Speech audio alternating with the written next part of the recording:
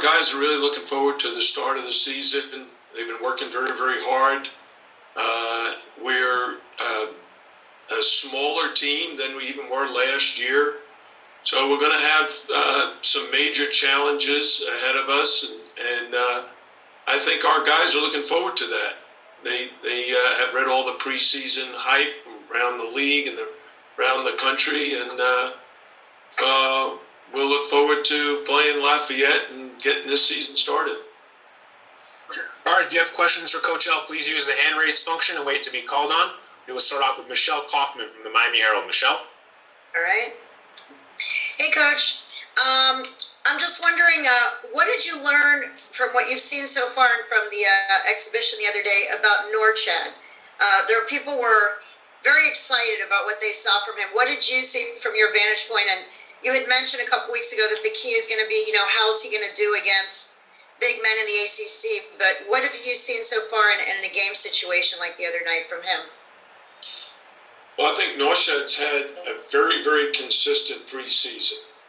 He's got a lot of work ahead of him. I don't want anybody to start creating unrealistic expectations for that young man, because it's going to be new challenges for him every night.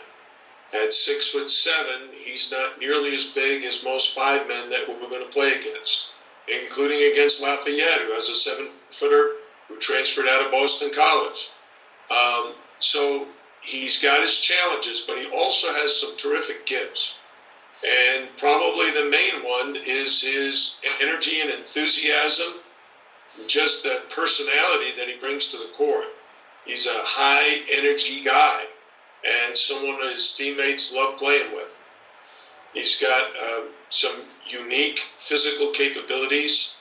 His speed, quickness, and jumping ability is at a very, very high level, and that's going to allow him to probably score and rebound pretty consistently. Thank you. We'll go to Adam Lichtenstein of the Sun Sentinel. Adam? Hey, Jim. So, you mentioned everyone, seeing the hype, seeing where you guys are ranked and everything. Not going to take anyone, so much by surprise this year. How do you kind of handle the team mentality with all that, with that kind of stuff? Well, first of all, I don't think we were ranked. Are we ranked, Alex? Just outside the 25.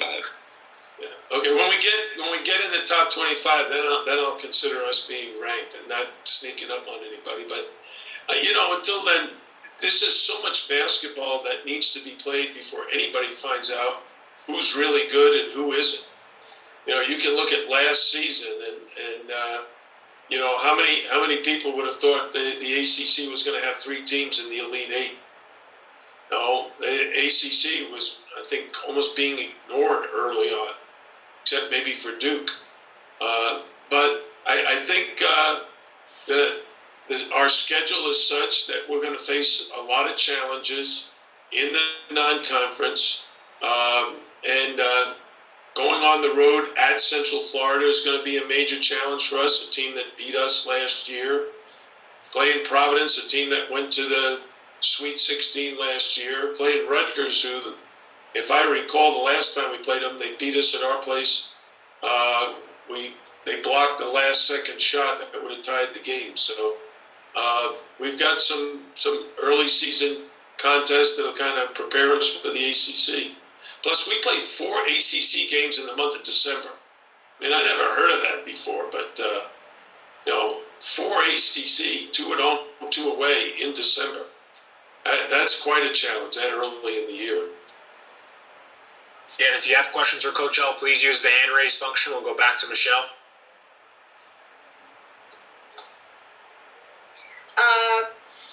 I want to ask you about Nigel Pack. Obviously everyone knows about him and stuff. Again, in the last couple of weeks, what have you seen? And in the game situation, he struggled a little bit with his shot, and I know he's supposed to be a great shooter. What have you seen from him, and what should we expect to see on Monday and going forward?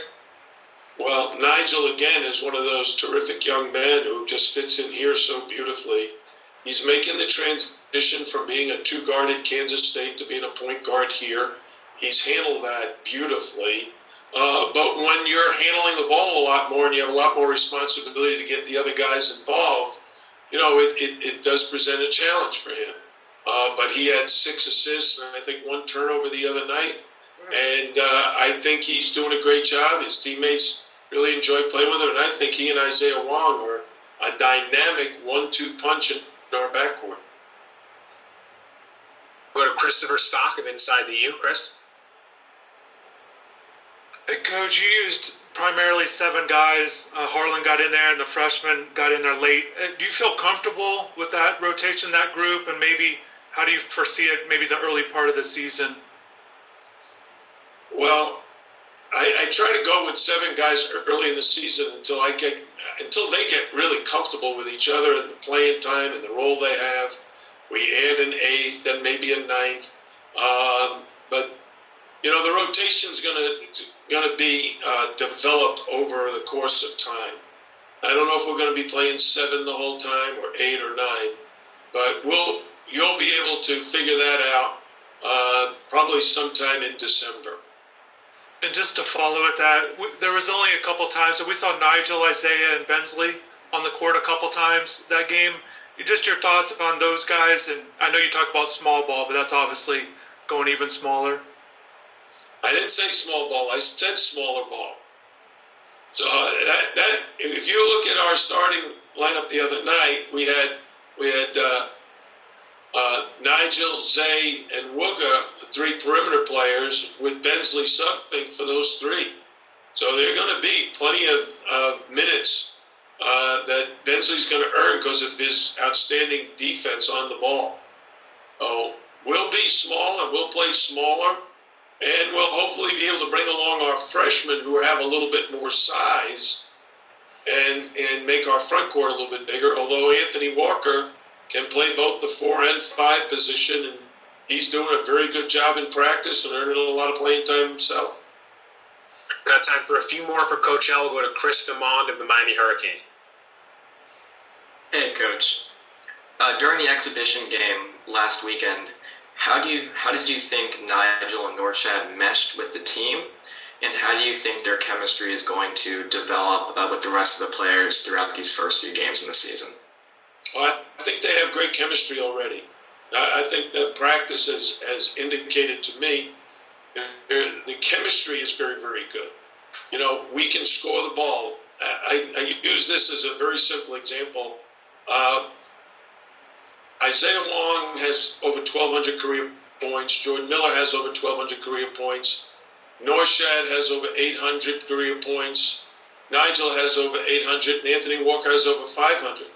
So the issue is not going to be, can we score the ball? You add Wooga Poplar to that, he's another guy who can put points on the board. And that's not the issue for us. Our issue is going to always be at the defensive end of the floor, defending and rebounding because of our lack of height. Got time for 2 more for Coach L. We'll go to Michael Euro of 305 Sports and back to Adam to wrap it up. Coach, how have you seen Ja'Kai Robinson develop this summer? Obviously, you guys redshirted him. And how's Harlan Beverly looking coming off the back injury? Well, Harlan Beverly has missed a number of practices already this year.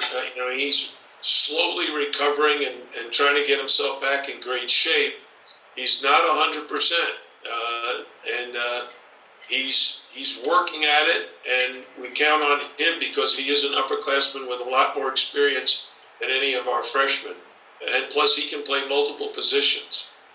Ja'Kai has done a very, very good job. Last year as a redshirt, worked his tail off, worked on the scout team, and he can play multiple positions, and he's also a very good defender. So oftentimes we'll probably have to choose whether we're going to utilize Harlan Beverly or Ja'Kai Robinson in that spot. All right, last question for Coach L. We'll go back to Adam Lichtenstein from the Sun Sentinel. Hey again. So Jordan obviously came in last year as a transfer. I'm sure he had needed time to adjust and learn the system and learn everything. Now that he's had a full year with the team, how has he kind of grown and become a bigger part of the team? Might not be the exact phrasing I want to use, but just adjusted to the team after a year. Yeah, I think Jordan Miller's one of the best players in the ACC. The guy is doing everything, and he's doing it at such a high level.